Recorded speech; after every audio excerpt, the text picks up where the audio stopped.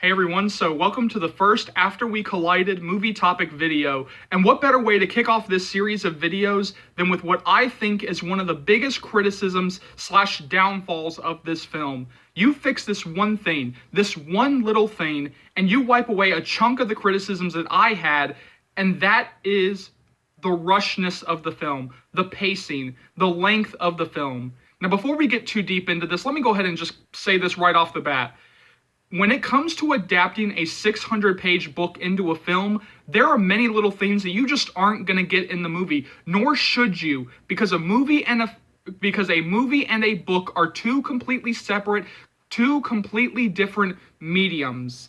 But the problem with After We Collided is that not only do you have a short movie, but you also have a rushed pace while trying to cram in every single fan-expected slash fan-favorite moment in the film, and that's always going to be a recipe for disaster.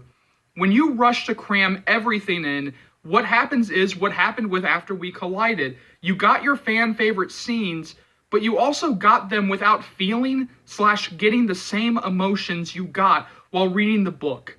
Now, just because you have a short runtime does not automatically mean that you're going to have a rushed movie. Recently, I saw Castile's new movie, Fear of Rain, and I highly recommend the film. I think that it's definitely a film that I think a lot of people are really going to enjoy, and you should definitely check it out. Now, it was a shorter film. It actually ran about an hour and 40-something minutes, but the pacing was so that you got to sit with, marinate in, feel the emotions without ever feeling like the film was rushing through these separate scenes. When it comes to After We Collided, just go ahead and answer me this. Just take a second and answer me this. Honestly, when it came to watching the 9 days, the ice skating scene, the car crash, I can keep going down the list. Did you feel even a tenth of what you felt while reading the book? If you're being honest, the answer is always going to be an emphatic no. Giving us fan-favorite moments doesn't mean anything if we're not feeling the same exact emotions that we felt while reading them. They are fan-expected and fan-favorite moments for a reason. So I ask myself, what is this franchise's aversion to doing longer movies? And here's the big thing. Now through two separate films, the common criticism that you keep hearing from the fans is that the film is too rushed, that the film is too damn short, that you're trying to cram in everything into like a 90-minute movie. And so I really do have a theory about why After We Collided is, why does it feel so rushed? And that theory comes down to Roger Kumble. Now, recently, I know that he's done like a whole bunch of films, but more recently, he's been more into directing TV episodes. Like I said in another video, Roger Kumble has directed episodes such as from Pretty Little Liars, Suits, Entourage, Ringer, Famous in Love. Like, he's done like a whole bunch of television. And when you're doing an episode of television, you have about 42 minutes to tell your story. Like, every single week, you have to tell a whole beginning, middle, and end story in 42 minutes. But here's the thing. This is not an episode of television, despite the fact that there was like a lot of cinematography in this film where it did feel like I was watching, television. This is not a television episode, meaning that you can make, a longer movie. You can go 90 minutes, you can go 2 hours, you can go over 2 hours. And it pains me to know that there is like a lot of talk that when they did hold a test screening of this film, the runtime was actually 2 hours. And I would be very interested to find out just like how bad did that test screening have to go for you to cut, nearly 30 minutes out of the film, to go from a 2-hour film to when we finally got to see, the finished product, it was about 90, like a little over 90 minutes long. Like, I would really be interested to hear just like what happened during that test screening, like what was in that test screening, like how did the audience react to that test screening to make them cut out 30 minutes. But here's the big thing. This film did not have to be 90 minutes because there has never been a moment where if you read Roger Kumble's tweets, it never sounds like the studio came in and took away the film from him. It never sounded like Voltage put the imposed limitation of, oh, this film only has to be 90 minutes and you cannot make a movie longer than 90 minutes. Like, like another, superhero film that came out back in 2017 where the studio said, oh, this film can only be 2 hours. And yes, that has happened before, where studios come in and tell the directors that, oh, you can only make like this type of, the movie can only be this long. So the bigger question becomes, was this self-imposed limitations? Was this not the studio coming in and saying, oh, this film can only be 90-something minutes, but oh, this thing has to be, only like 90 minutes?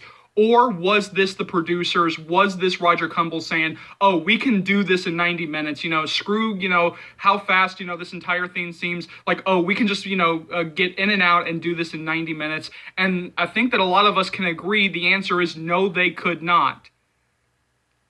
Because I'll say it again, when you're giving us fan favorite moments, it doesn't mean anything if we're not feeling the same emotions that we felt while reading them. They are fan expected / fan favorite moments for a reason. Now, when it comes to After We Fell, look, the good news through all of this is that early on in the process, Castile Landon was like answering fan questions, and one of the things that was brought up was the runtime. Was, okay, After We Fell is such a massive book, like there's like a lot of things that happen, there's no way that you can do this in 90 minutes, and Castile Landon did agree. She did say that she wished that she could split After We Fell into 2 separate films, because the book is just that massive, because there's like a lot of stuff that happens, there's like a lot of important stuff that happens that you just cannot do this in one film. And that leads me to believe, and that leads me to, cross my fingers that Castile understands that After We Fell needs to be at minimum a little over 2 hours. That this film needs to be the longest film in this franchise so far.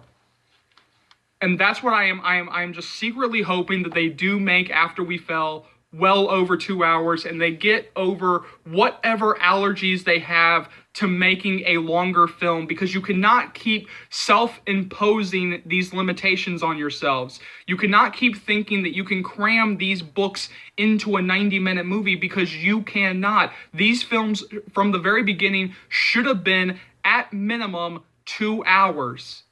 Especially when so much of After We Collided feels like you were trying to fix the problems of the first movie. That was like the one criticism that you should have fixed the most, that After We Collided should have been at minimum 2 hours. And I would really be interested to hear, if you did go to that first test screening of the film, which apparently was 2 hours, what was in the film? Like, what was in that test screening that did not end up in the final cut of the movie? I'm not talking about music, because they do temp scores, or they do temp music. I'm talking about the actual scenes. What scenes were actually in that test screening that never ended up in the final cut? So jump down to the comment section below. Let me know what you think about all this. As always, thank you so much for watching. Thank you so much for your continued love and support. As always, remember, if you like what you see here and you want to see more, go ahead and hit that subscribe button, and let's go through all the stuff that you'll be able to find on this channel right now. So I will be bringing you guys constant updates on After We Fell and After Ever Happy. You guys are going to be so updated that you'll be begging me to stop the updates. I will be doing all these topic videos on After We Collided, including a watch-along commentary, so keep looking forward to that. I will be bringing you guys an update on that as soon as possible.